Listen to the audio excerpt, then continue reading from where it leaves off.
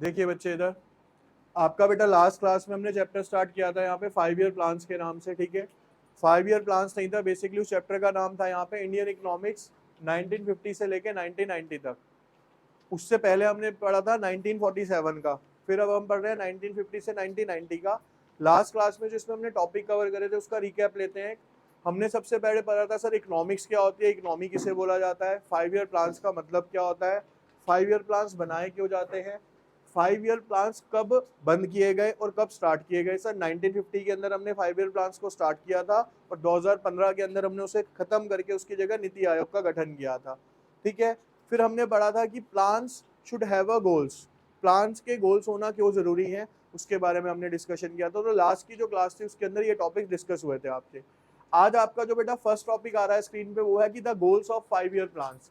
हमने last class में ये तो समझ लिया था कि प्लान के गोल्स होने क्यों जरूरी है, लेकिन वो गोल्स होने क्या चाहिए। ध्यान से समझो टॉपिक क्या है। लास्ट क्लास में सर हमने ये डिस्कस किया why should plan have a goals, plan के गोल होने क्यों जरूरी है, ठीक है। अब जो उद्देश्य आप बनाते हो उस गोल्स को बोलते क्या है, या कौन कौन से गोल्स हमें अचीव करने होते हैं, उसके बारे में आज का टॉपिक स्टार्ट हो रहा है आपका।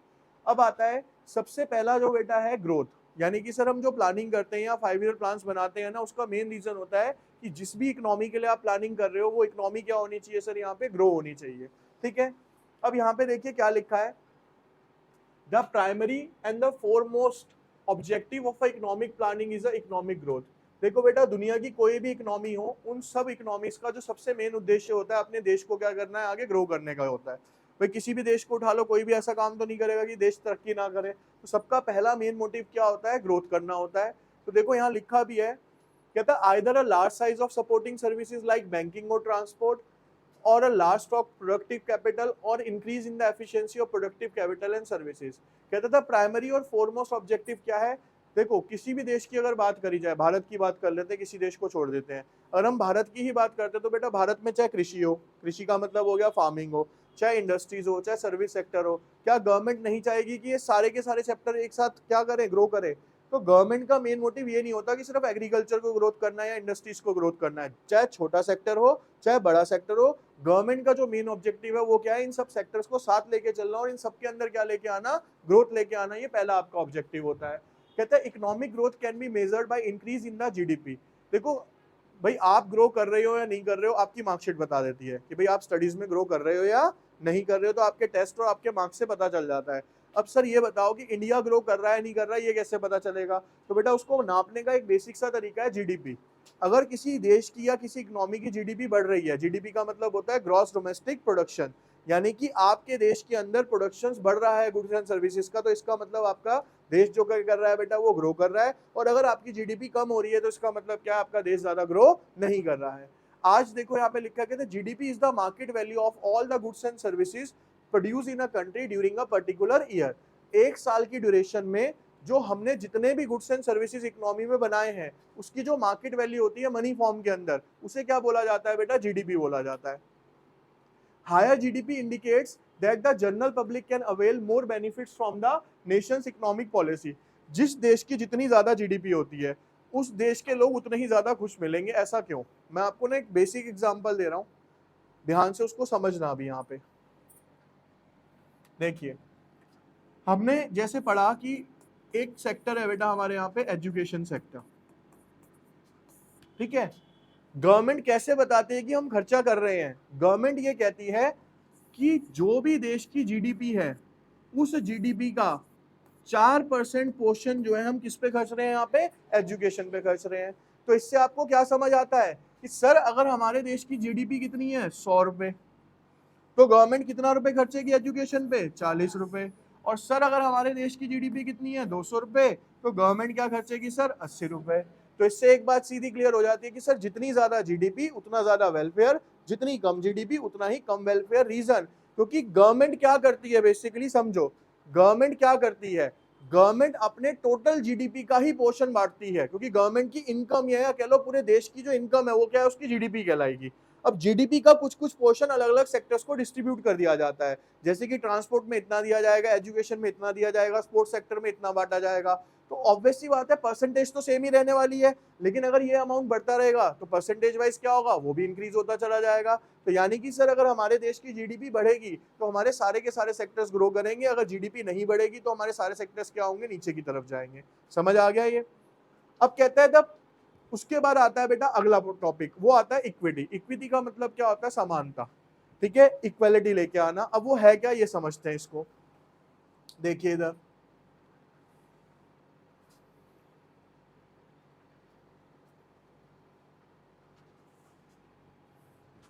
अभी हमने कौन सा गोल पढ़ा बेटा, सबसे पहला पढ़ा था हमने कौन सा, ग्रोथ करना। अब दूसरे पे आते हैं, दूसरे में ये कहता है equity.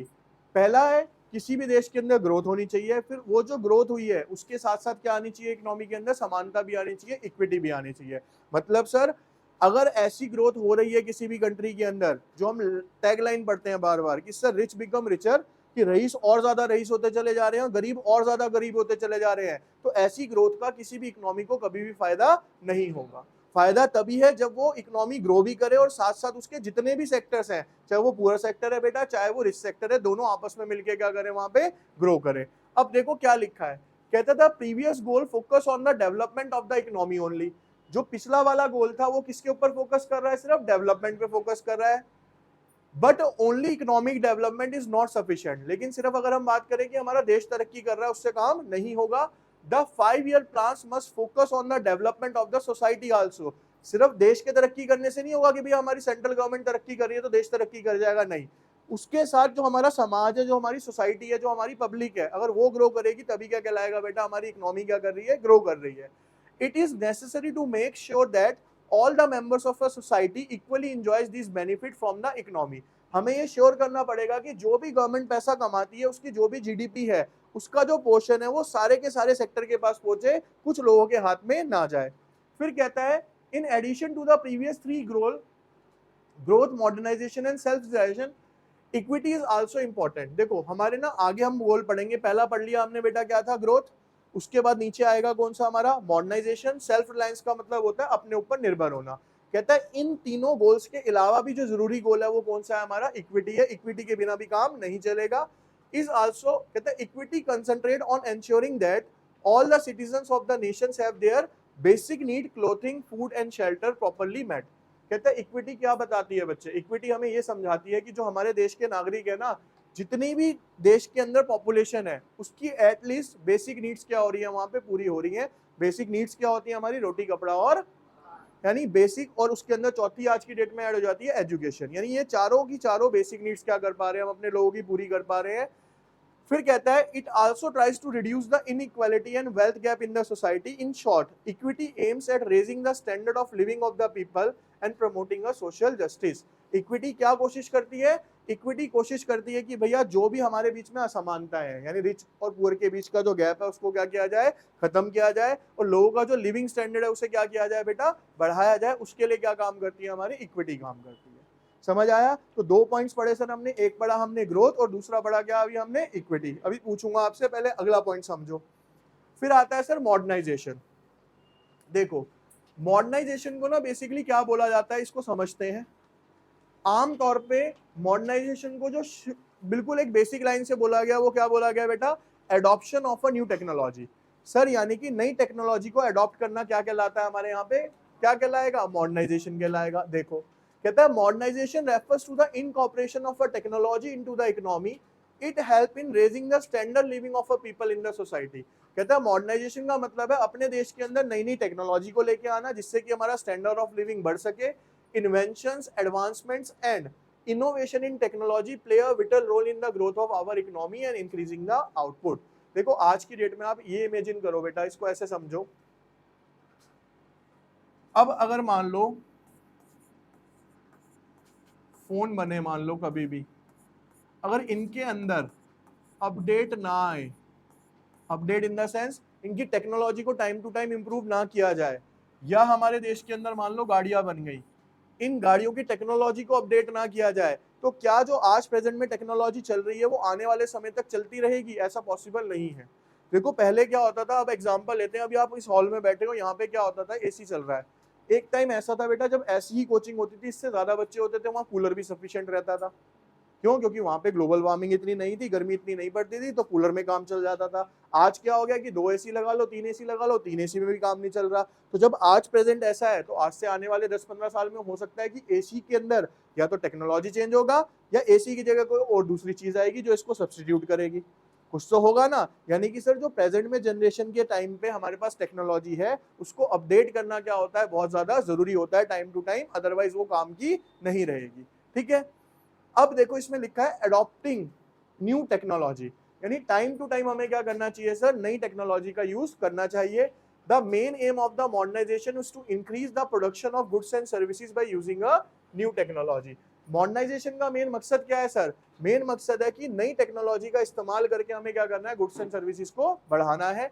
For example, the introduction of technology in agriculture result in increase the output. देखो बेस्ट एग्जाम्पल है भाई, आपने पहले फार्मर्स देखे होंगे, बैल लेते थे, गाय लेते थे, उनसे हल जुतवाते थे। आज उसकी जगह ट्रैक्टर आ गए, फसल को काटने के लिए थ्रेशर्स हैं, ट्यूबवेल्स हैं, पानी है, सब कुछ फैसिलिटीज क्या आ रही है, टेक्नोलॉजी दे रही है। टाइम टू टाइम क्या होता चला जा रहा है बेटा, वो बढ़ता चला जा रहा है आज की डेट में। ठीक है। कहते हैं and over the years Indian economy has also witness a rise in the IT sector due to the modernisation. और आज बेटा इंडिया के जो सॉफ्टवेयर है, मेरे हिसाब से जितनी नॉलेज है, शायद वर्ल्ड में सेकंड नंबर पे आते हैं सॉफ्टवेयर के अंदर। रीजन, क्योंकि आईटी सेक्टर क्या हो रहा है इंडिया का, बहुत ज्यादा डेवलप हो रहा है आने वाले टाइम के लिए। फिर आता है चेंज इन सोशल आउटलुक। देखो चेंज इन सोशल आउटलुक का मतलब क्या है, जब तक टेक्नोलॉजी नहीं आएगी, जब तक नए चेंजेस नहीं आएंगे, सोशल आउटलुक का मतलब होता है कि जो समाज की सोच है उसके अंदर परिवर्तन आना, समाज की सोच में परिवर्तन आना। देखो क्या लिखा है, कहता है modernisation also need change in the social outlook such as women empowerment. Women empowerment का मतलब है आज सब आप यहाँ पे बैठ के पढ़ रहे हो 12th तक की फीमेल, अगर आप पढ़ाई कर पा रहे हो तो ये भी इसी का एक रोल है। ठीक है। पहले अगर आप 10-20 साल पहले चले जाओ, क्या गर्ल्स को इतनी पढ़ने की जरूरत थी? नहीं थी, आज आपको मिली। ठीक है। and providing equal rights to the woman, a society can be more prosperous and civilized if it uses the talent of women employees in the workplace। अगर ऐसा किया जाए कि जो वुमेन्स है उनके अंदर भी जो टैलेंट है, या कह लो कि जो भी उनके अंदर काबिलियत है, उसको भी अगर इस्तेमाल करेंगे तो ऑटोमेटिकली क्या हो जाएगा। देखो आज की डेट में अगर हम वुमेन्स की बात करते हैं, देखो बेटा हमारी जो इंडियन आर्मी की कौन सी है, नेवी के अंदर वुमेन्स मिलेंगे आपको। एयरक्राफ्ट जो उड़ा रही हैं अभी भी 15-26 जनवरी पे जो हुआ था, उसके अंदर भी क्या मिलेंगे आपको, बहुत सारी लेडी पायलट मिलेंगी। तो अब क्या है कि हर जगह पे क्या कर रही हैं, गर्ल्स रोल प्ले कर रही हैं अपना अपना। ठीक है। उसके बाद आता है बेटा सेल्फ रिलायंस। देखो सेल्फ रिलायंस का मतलब होता है अपने ऊपर निर्भर होना। सेल्फ रिलायंस का क्या मतलब है सर, अपने ऊपर निर्भर होना। देखो आज की डेट में जो इंडिया आज प्रेजेंट में चल रहा है, वो धीरे धीरे करके किसकी तरफ जा रहा है बेटा, सेल्फ रिलायंस की तरफ ही जा रहा है। पहले बहुत सारी चीजें ऐसी होती थी, एक एग्जांपल देता हूँ। दिल्ली के अंदर बेटा मेट्रो देख रहे हो, मेट्रो के जो पहले डब्बे थे जिसके अंदर आप ट्रेवलिंग करते हो, वो सारे के सारे जापान से बन के आए। उसके बाद उसकी मैन्युफैक्चरिंग, आज वो सारे के सारे कहाँ पे बनाए जा रहे हैं, भारत के अंदर ही बनाए जा रहे हैं। तो ये किसकी तरफ कदम बढ़ा रहा है, इंडिया सेल्फ रिलायंस की तरफ बढ़ा रहा है। ठीक है। फिर आपने एक एग्जाम्पल देखा इसी के अंदर की जो टेस्ला के मालिक थे एलन मस्क, उन्होंने क्या कहा कि मैं इंडिया के अंदर टेस्ला की कंपनी लगाना चाहता हूँ गाड़ियों की। तो हमारी गवर्नमेंट ने उन्हें जवाब दे दिया कि हम आपको अलाउ नहीं करेंगे, सिर्फ एक सिचुएशन में अलाउ करेंगे कि जब वो मैन्युफैक्चरिंग आप इंडिया में करोगे और वहां पे मेड इन इंडिया लिखा होगा, तब आप टेस्ला यहाँ पे लेके आ सकते हो, अदरवाइज हम टेस्ला को यहाँ पे आने, यानी क्या चाह रहे हैं। उसके बाद नोएडा के अंदर एप्पल का फर्स्ट प्लांट लग चुका है। ठीक है। जहां पे मैन्युफैक्चरिंग चल रही है एप्पल फोन्स की। क्या हो रहा है, ये सारा किसकी तरफ जा रहे हो बेटा, आप सेल्फ रिलायंस की तरफ जा रहे हो। अब सेल्फ रिलायंस समझ आ गया। सेल्फ रिलायंस का मतलब सर अपने ऊपर डिपेंडेंट होना, दूसरों के ऊपर डिपेंडेंट ना होना। अब देखो क्या लिखा है यहाँ पे, कहते हैं post independent Indian economy become too reliant on import. ये हमने फर्स्ट चैप्टर में पढ़ा कि सर जब देश आजाद हुआ था ना, तो भारत से अंग्रेज सब कुछ लूट के ले गए थे, तो हमारे पास कुछ भी नहीं था। तो हम सारे के सारे किसके ऊपर डिपेंडेंट थे, ब्रिटिशर्स के ऊपर डिपेंडेंट थे, वहां से इंपोर्ट करते थे, फिर हम कुछ ले पाते थे। ठीक है। कहते हैं therefore for 7 editions of the 5 year, 7 edition का मतलब हो गया 7 पंजे कितने हो गए, 35 साल।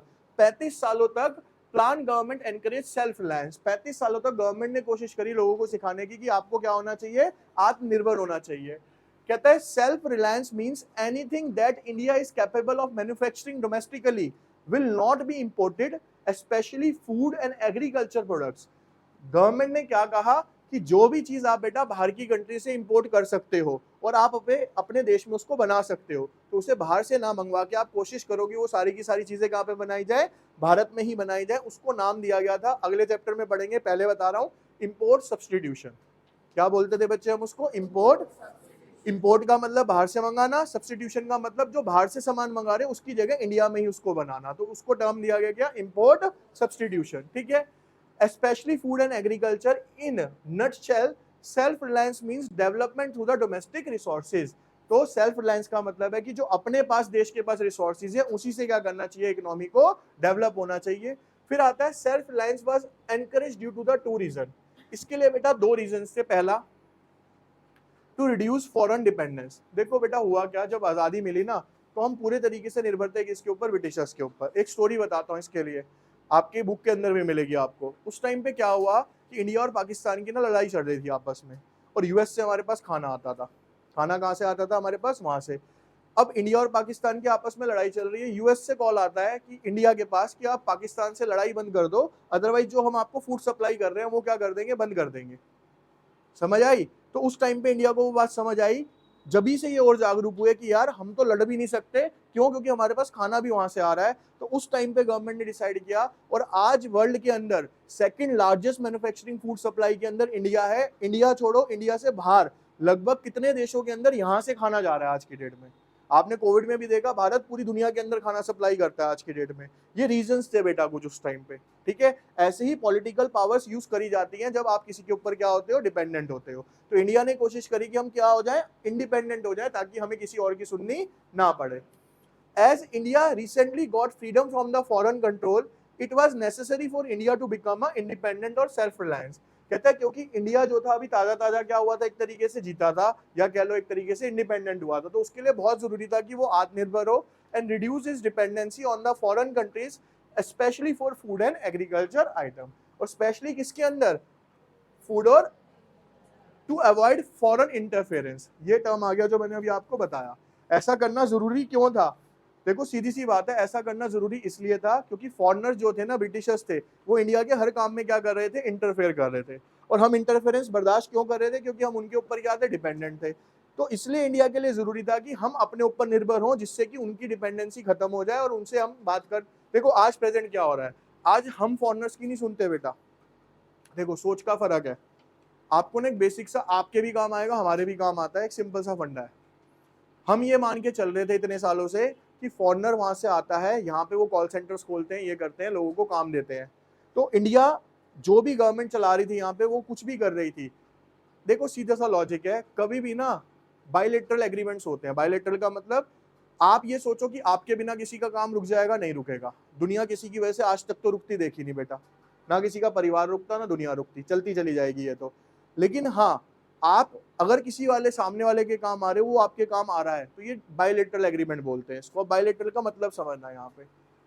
गवर्नमेंट जो आज प्रेजेंट गवर्नमेंट है उसने क्या समझाया? भाई हम पहले क्या सोच रहे थे, मान लो यूएस से है, वहां से यहाँ पे बहुत सारी मल्टीनेशनल कंपनीज आती हैं और यहाँ पे बहुत सारी क्या कराती हैं? जॉब प्रोवाइड कराती हैं, ठीक है। तो जो इंडिया की गवर्नमेंट्स थी पुरानी, इंडियन गवर्नमेंट्स, वो क्या जता रही थी लोगों को कि यार शुक्र है उन्होंने एमएनसीज लगा रखी है तो हमारे यहाँ पे रोजगार आ गया, ठीक है। समझ आई यहाँ तक? तो यानी कि अभी हम क्या समझ रहे हैं स्टोरी के अंदर कि सर इंडिया थैंकफुल है किसके लिए? यूएस के लिए, कि आपने यहाँ पे एमएनसीज लगाई तो हमारे लोगों को यहाँ पे काम मिल गया। अब जो गवर्नमेंट है वो क्या सोच रही है? उसने सोच को बदला। वो प्रेजेंट में क्या कह रही है? भैया अगर ये जॉब दे रहे हैं तो इसका मतलब इन्हें किसकी जरूरत है? एम्प्लॉयमेंट की जरूरत है। इसकी जरूरत है। क्यों? क्योंकि जो यहाँ पे ये 40,000 सैलरी में ले रहे हैं, वो अपने देश में उनको 2 लाख रुपए में भी बर्सन नहीं मिलता।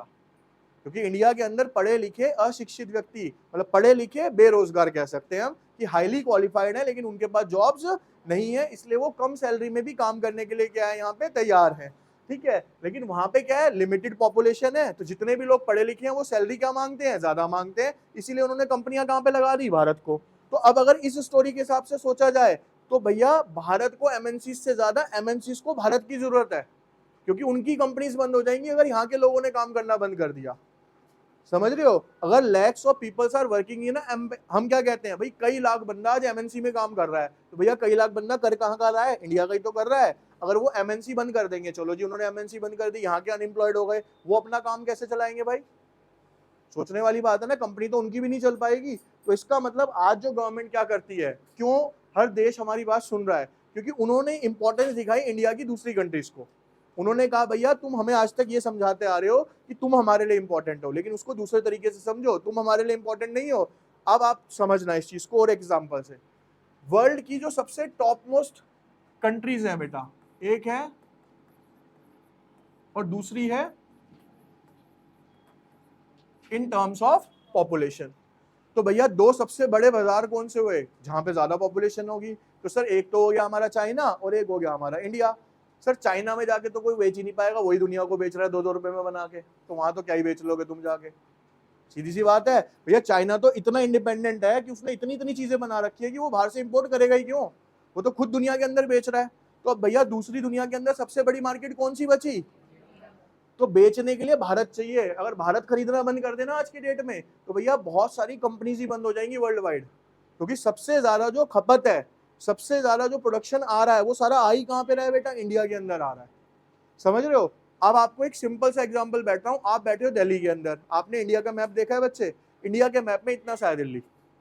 अगर आप गूगल सर्च करना हाईएस्ट या most cars in the world और डालना आगे स्टेट, कि कौन से देश में, कौन सी स्टेट में सबसे ज्यादा गाड़ियां पाई जाती हैं, तो वो दिल्ली है। लगभग यहाँ पे 2.5 करोड़ लोग हैं और 3.5 करोड़ के करीब गाड़ियां हैं आज की डेट में। ठीक है, पूरे दुनिया में सबसे नंबर 1 पे हो। तो क्या है, तो इतनी खपत कहां से करी? आप सोच रहे हो 3 करोड़ गाड़ियां खरीदने का मतलब क्या है? कंपनियां कैसे चल रही हैं? वो हमें बेच के चल रही है, हम उनकी तरफ से नहीं चल रहे। तो समझने वाला कॉन्सेप्ट समझ आया कि सर हम उन पे डिपेंडेंट नहीं है, वो सारे के सारे क्या है, एक तरीके से हम पे डिपेंडेंट है, बस ये उन्हें दिखाना था। आज की गवर्नमेंट ने वो दिखा दिया, तो आज क्या हो रहा है बेटा? हर डिसीजन आपसे पूछ के लिया जा रहा है। इवन रशिया यूक्रेन की लड़ाई होती है तो मोदी जी के पास फोन आ जाता है, कहीं पे कुछ करना होता है तो मोदी जी से पूछा जा रहा है। हो रही है ना चीजें।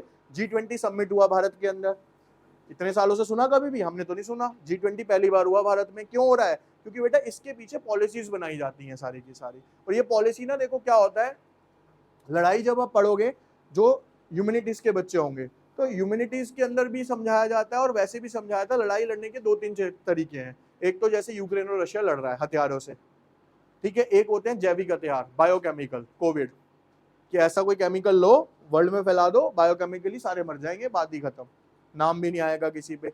एक होता है बेटा पॉलिसी फॉर्मुलेशन, ना लड़ो ना जैविक हथियार यूज करो, सिर्फ अपनी पॉलिसीज ऐसी बना दो कि सामने वाला देश खत्म हो जाए। आज प्रेजेंट के अंदर जो चाइना की सिचुएशन है, चाइना की GDP is the one of the highest GDP in the world. लगभग 16% तक उसकी जीडीपी गई है बेटा, 16% तक पर एनम।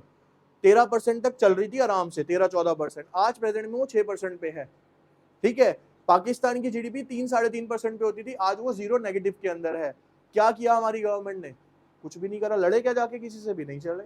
सिर्फ क्या करा, पॉलिसीज ऐसी बनाई कि भैया चाइना से इंपोर्ट करेंगे, लिमिट में करेंगे, लिमिट लगा दी, कोटा रेस्ट्रिक्शन, कि इससे ज्यादा माल चाइना से यहाँ पे नहीं आएगा। बैठे बैठा चाइना हिल गया।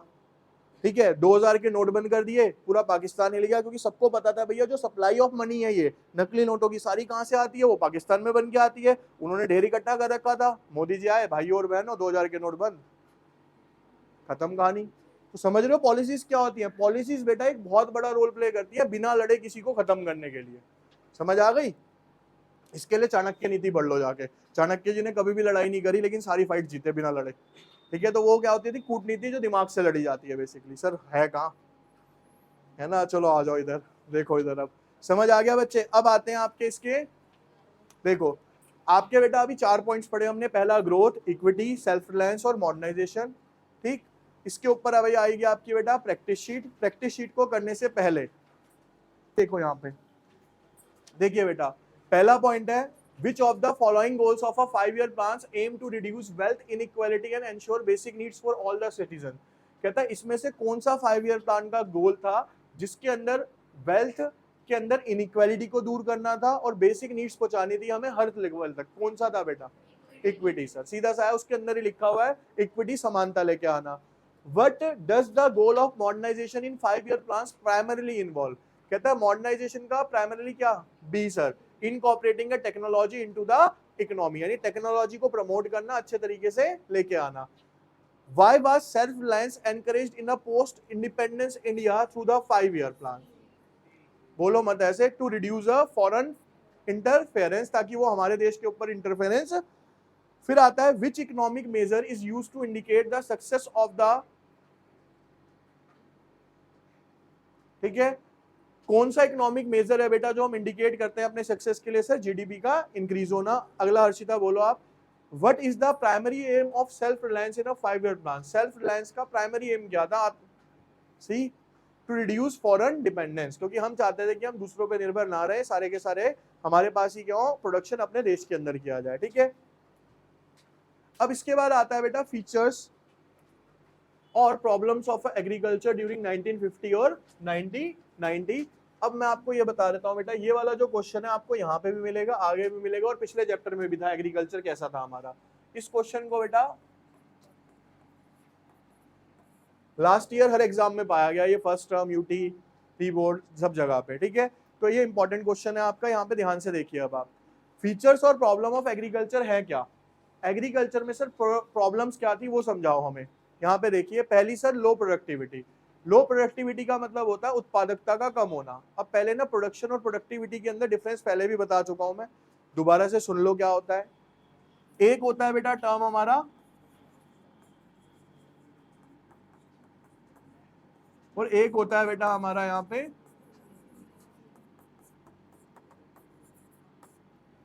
ठीक है प्रोडक्शन और productivity.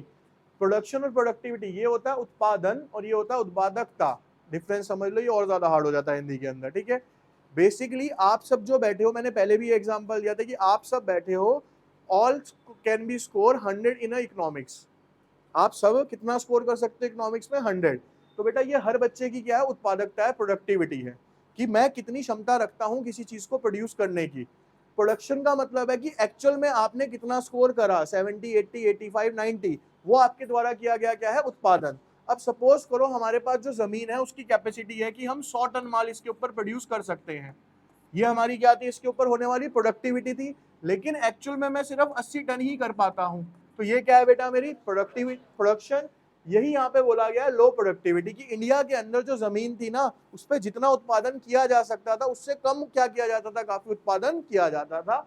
Indian agriculture sector was known for its low productivity, lack of knowledge was responsible for the stagnation in this sector. और वो कारण क्या था? क्योंकि जब देश आजाद हुआ तो लोगों को नॉलेज नहीं थी, उनके पास टेक्नोलॉजी नहीं थी, इसलिए वो कृषि सही तरीके से नहीं कर पाते थे, जिसकी वजह से प्रोडक्टिविटी लेवल क्या था बेटा? हमारा बहुत कम था। Disguised unemployment. डिस्गाइज्ड अनएम्प्लॉयमेंट का मतलब होता है बेटा छिपी हुई बेरोजगारी। छिपी हुई बेरोजगारी का मतलब समझते हैं, पहले भी पढ़ा होगा आपने, समझ लो अब इसको। छिपी हुई बेरोजगारी का मतलब, ध्यान से सुनना, आप एक एग्जांपल दे रहा हूं मैं यहाँ पे। देखो, एक बेटा मान लो जमीन है,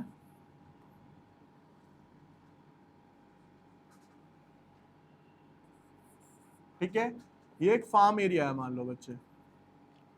यहां पे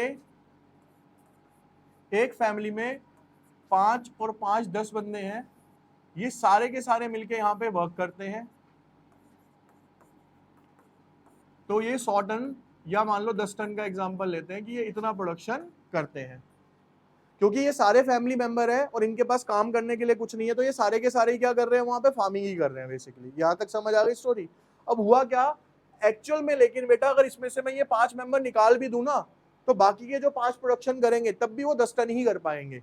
यानी कि यहाँ पे जो 5 एक्स्ट्रा लोग काम कर रहे हैं वो देखने के लिए तो काम कर रहे हैं, लेकिन एक्चुअल में वो क्या कहलाएंगे? हमारे छुपे हुए बेरोजगार कहलाएंगे। कि में एक्चुअल में उनकी जरूरत नहीं है वहां पे काम करने के लिए, लेकिन सर क्योंकि कुछ काम नहीं है इसलिए सारी की सारी फैमिली क्या हो रही है? उसी के अंदर काम। समझ आ गया? Disguised unemployment. और एग्जांपल ले लो, कई बार आपने देखा होगा एक छोटी सी किराना स्टोर होती है घर के अंदर, फैमिली मिडिल क्लास से बिलोंग करती है। सुबह जाओगे लड़का बैठा होगा, दोपहर को जाओगे पापा बैठे होंगे, शाम को मम्मी बैठी होंगी, यानी सारे के सारे लोग क्या कर रहे हैं? उसी किराना दुकान पे काम कर रहे हैं। चाहे वो अकेले बैठे तब भी वो 1000 रुपए कमाएंगे शाम तक, वो सारे के सारे बैठे तब भी कितने कमाएंगे? वो 1000 रुपए कमाएंगे। यानी बाकी जो एक्स्ट्रा लोग वहां पे बैठ रहे हैं ना, उनकी जरूरत नहीं है, लेकिन काम ना होने की वजह से वो जबरदस्ती का काम करते हैं, इसलिए वो क्या कहलाते हैं बेटा? डिस्गाइज्ड अनएम्प्लॉयड कहलाते हैं। ठीक है, अब पढ़ लो। कहता है it refers to a state in which more people are engaged in work than are really needed. Sir जितने जरूरी होते हैं ना उससे कई गुना ज्यादा लोग क्या कर रहे हैं? उसमें काम कर रहे होते हैं। There were very high incident of a disguised employment in the sector between 1950 to 1919। और 1950 से लेके 1990 तक बहुत ज्यादा डिस्गाइज्ड अनएम्प्लॉयमेंट था। रीजन समझो sir, 70 to 80% population depend on a agriculture. Sir क्योंकि उस टाइम पे ना हमारे पास एग्रीकल्चर के अलावा दूसरा कोई काम ही नहीं था करने के लिए, तो फैमिली में जितने भी लोग थे वो क्या करते थे सर, जाके कृषि करते थे। इसीलिए उसमें से ज्यादातर लोग क्या पाए गए वहां पे, डिस्गाइज्ड अनएम्प्लॉयड पाए गए, जिनको काम नहीं मिला था। फिर आता है बेटा high dependency on a rainfall. Sir हमारा जो एग्रीकल्चर था ना वो पूरे तरीके से किसके ऊपर डिपेंडेंट करता था सर, रेनफॉल के ऊपर। इसके अंदर एक लाइन आती है, good rainfall means good farming, bad rainfall means bad farming. यानी सर आज भी देखो, पहले की तो छोड़ दो, आज प्रेजेंट में भी आप देखते हो, ज्यादा बारिश पड़ती है तो किसानों की फसल खराब हो जाती है, सूखा पड़ जाता है तो किसान बेचारे लॉस में चले जाते हैं। यानी कि आज भी हम किस पे डिपेंडेंट है बेटा, बारिश के ऊपर ही डिपेंडेंट है। किसके लिए, कृषि के लिए। कृषि के लिए अभी हमारे पास proper medium of water available नहीं है। अब देखो लिखा है, due to the poor agriculture technique farmer dependent largely on their rainfall, there was minimum growth in this sector in the year that receive the least rainfall. जिस भी साल के अंदर बारिश कम होती है तो उनका प्रोडक्शन क्या हो जाता है बेटा, ऑटोमेटिकली कम हो जाता है और वो नुकसान में चले जाते हैं। फिर आता है बेटा सब्सिस्टेंस फार्मिंग। ये हमने फर्स्ट चैप्टर में ही पढ़ लिया था। सब्सिस्टेंस फार्मिंग का मतलब होता है production for self. Sir subsistence farming का मतलब होता है प्रोडक्शन फॉर, यानी किसान क्या था बेटा, किसानों को ये समझ आ गया, आप सब समझ लो जो नहीं थे लास्ट चैप्टर में। बेसिकली हो क्या रहा था किसानों के साथ, कि किसानों के पास अपनी जमीनें नहीं थी, वो सारी जमीनें किसकी हुआ करती थी, जमींदारों की। अब उस जमीनों का रेंट किसको देना था, किसानों को देना था, जमींदारों को। लेकिन उस टाइम पे सारे के सारे किसान क्या थे बेटा, हमारे यहाँ पे गरीब थे, उनके पास पैसा नहीं था। तो वो उस पैसे के बदले में जो जमींदार थे उनसे क्या लिया करते थे, उनकी फसलें ले जाते थे, कि आपके पास रेंट देने के लिए पैसा नहीं है तो आप क्या करो, जो आपने प्रोडक्शन करा है वो हमें आप दे दो। अब किसान को ये समझ आया कि भाई ना तो जमीन मेरी, ना खेत मेरा, मेहनत मैं करता हूँ, लेकिन वो सारी फसल भी रेंट के रूप में किसको दे देता हूँ मैं। तो उन्होंने ये तय किया कि भैया जो मेरे पास छोटा मोटा खेत है ना घर के बाहर ही, मैं उतना प्रोडक्शन करूंगा जितना मेरी फैमिली के लिए रिक्वायर्ड होगा, मैं एक्स्ट्रा मेहनत करूं ही क्यों। तो इस वजह से जो किसान थे बेटा, उनकी थिंकिंग चेंज हो गई और उन्होंने क्या करना चालू कर दिया, सेल्फ प्रोडक्शन करना स्टार्ट कर दिया। कहता है it is the practice of growing crops only for the one's own use without a surplus for the trade. यानी अब किसानों ने क्या करा, उतना ही प्रोडक्शन करा जितना अपने लिए रिक्वायर्ड होता था, मार्केट में बेचने के लिए उन्होंने बंद कर दिया। There were also very high incidents of subsistence farming। दो चीजें बहुत हो गई, क्या, एक तो डिस्गाइज्ड अनएम्प्लॉयमेंट बहुत हो गई, दूसरा सर ज्यादातर किसान क्या कर रहे थे उस टाइम पे, सेल्फ प्रोडक्शन ही कर रहे थे, वो मार्केट में बेचने के लिए प्रोडक्शन नहीं कर रहे थे, जिसकी वजह से हमारा जो लेवल ऑफ प्रोडक्शन था वो क्या हो गया। चलिए अगला, आउटडेटेड टेक्नोलॉजी। आउटडेटेड टेक्नोलॉजी का मतलब है सर कि उनके पास जो टेक्नोलॉजी थी ना वो बहुत पुरानी हुआ करती थी, या कह लो हुआ ही नहीं करती थी। ठीक है, कहता है there were many obsolete technology and harvesting machines, harvesting are generally done manually and was very tedious. देखो पहले के टाइम में जो होता ना, किसान फसल जब पैदा हो जाती है उसको छांटना निकालना, ये सारे काम हाथों से हुआ करते थे बेटा एक टाइम पे, वो बहुत मेहनत का काम होता था। ठीक है ना, अब तो फिर भी मशीन्स वगैरह आ गई, छटाई अलग हो गई, वो अलग हो गया। लेकिन पहले के टाइम में लैक ऑफ मशीन्स की वजह से क्या होता था, वो सारा काम उन्हें हैंड से करना पड़ता था, जिसकी वजह से वो क्या थे, बहुत पीछे रह गए। Conflicts between the tenant and landlord, ये अभी मैंने ऊपर वाले पॉइंट में समझाया। क्या टेनेंट कौन हो गया बेटा यहाँ पे, किराएदार यानी कि फार्मर, और लैंडलॉर्ड कौन हो गए सर, जमींदार। कहता है farmers were often a part of a critical contract that bound them to their landlords. Landlord used to extract a huge amount of interest from the farmers and deprive them of their necessities. जमींदारों ने system क्या चला रखा था बेटा, वो किसानों से ना बहुत एक्स्ट्राऑर्डिनरी इंटरेस्ट चार्ज किया करते थे। ये आज भी होता है। बेसिकली आप ऐसे समझो, एक किसान ने 1000 रुपए लिए और उसे कहा कि आपने इसके ऊपर 10% पर मंथ का ब्याज देना है। ठीक है, अब वो किसान आता था, 10% का ब्याज दे दिया, कितने, 100 रुपए। अब ऐसे ऐसे किसान पाए गए बेटा, ये जो 100 रुपए का ब्याज है ना, पिछले 10 सालों से भर रहे हैं। ठीक है, अब एक साल में उसने भरे 1200 और 10 साल में भरे बेटा कितने उसने, यानी कि अपने प्रिंसिपल अमाउंट का वो 12 गुना दे चुके हैं। उसके बाद भी जमींदारों के क्या है, आज तक वो कर्जदार ही है। क्यों, जमींदार कहता था भाई इकट्ठा पैसा दे दो मेरे को, तुम 1000 रुपए लाके, 1000 रुपए पुअर था फार्मर, उस पे होते ही नहीं थे इकट्ठे कभी भी, तो वो क्या देता जाता था, ब्याज पे ब्याज दे रहा था। अब वो ब्याज इतना ज्यादा हो जाता था कि उसका मूल कभी भी वो चुका नहीं पाते थे। ये ट्रेजेडी होती थी हमारे फार्मर्स के साथ, और ये आज भी कई जगह पे देखी जाती है। समझ आ गया ये को, ठीक है। अब पढ़ लेते हैं इसको। कहता है which of the following was a prevalent problem in Indian agriculture between 1950 to 1990, characterised by the practice of growing crops only for the personal use without the surplus for a trade. यानी कि वो सिर्फ अपने लिए उगाते थे। हाँ प्राची बोलो। सबसिस्टेंस फार्मिंग यानी अपने लिए प्रोडक्शन करना। What term refers to a situation in which more people are engaged in a agriculture work than are actually needed for the productive output? यानी जिसमें जरूरत से ज्यादा लोग काम कर रहे होते हैं जितनी रिक्वायर्ड है। हाँ बोलो निकी। ए सर। बी डिस्गाइज्ड अनएम्प्लॉयमेंट, छिपी हुई बेरोजगारी। सर जितने नीडेड है उससे कई गुना ज्यादा लोग क्या कर रहे हैं उसके अंदर काम कर रहे हैं। Why did Indian farmers heavily rely on a rainfall for their crop production the period of 1950 to 1990? कह रहा है क्यों डिपेंडेंट है रेनफॉल के ऊपर? हाँ Kiran. C sir poor agriculture technique. फिर आता है what was the significant issue in the Indian agriculture between 1950 to 1990 related to the technology and harvesting method? क्या था इसके अंदर बेटा? आउटडेटेड। लास्ट आप बताओ भाई पीछे। What was a common source of conflict in Indian agriculture during the 1950-90 where landlord extracted a significant amount of interest from the farmers? D sir, conflict between a tenant and a। ठीक है, clear है ये अब यहां तक का? ठीक है।